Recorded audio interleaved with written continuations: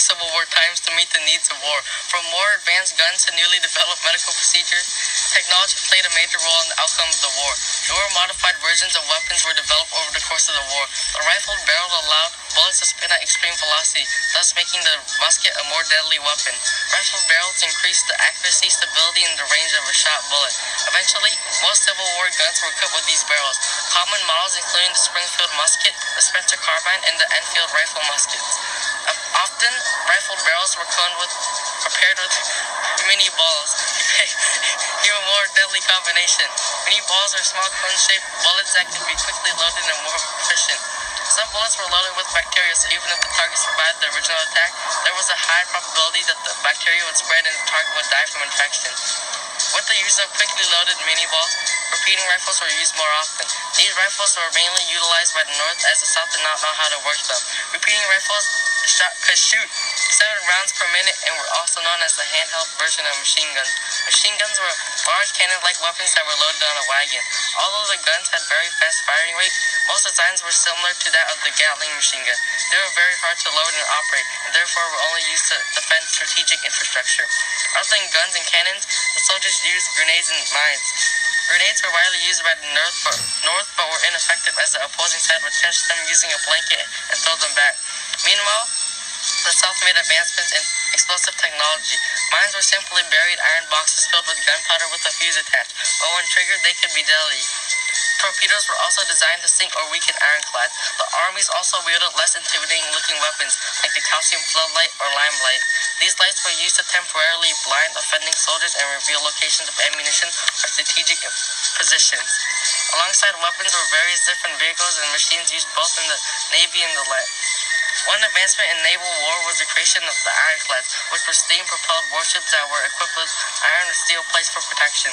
The first clash between ironclad ships happened on March 9, 1862, in which the South's Merrimack first attacked naval blockade ships of the Union prior to March 8.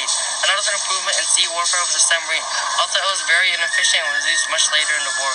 On February 1864, the Confederate-built H.L. Hunley attacked the USS Housatonic, fired its torpedo, and never made it back to shore. Also, the first ever hot air balloons were used in the war.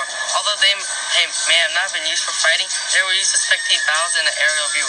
These balloons were usually connected to telegraph lines to allow real-time reports of the war. To aid those in need, medical innovations were made.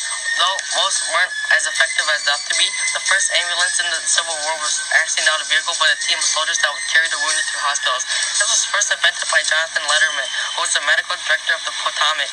The soldiers who operated the ambulance were usually a group of people who couldn't fight in the war due to their lack of physical ability. In hospitals, there were way too many victims and too little doctors to help. Thus, doctors would just amputate or cut off parts of bodies that were wounded and stitch parts of it back. Although it may not have been guaranteed that they will live, it was perhaps the most effective and inexpensive way to treat soldiers. A medicine that was invented in the Civil War was the anesthesia inhaler, which was originally a piece of cloth soaked with chloroform. Although it may have proved a bit useful, it wasted too much chloroform when it evaporated. Later on, Julian John Chisholm invented the inhaler, which included chloroform mixed with air. This new version of the inhaler was just as effective and used only a fraction of the original dosage. For those who had injuries in the facial area, a method of surgery called facial reconstruction was done. It was basically an early and efficient method of plastic surgery. As for communication and travel advances, there existed the railroad, which was built in the early 1800s, but the Civil War was the first ever to implement them into tactics. They allowed it to places quickly. Even though the North did have more mileage and tracks, the South was the very first to use it to their advantage. In fact, some government officials in the North only used the railroad to make profit and not for transportation in the war. First invented in 1844 by Samuel Morse, the telegraph allowed communication over long distances.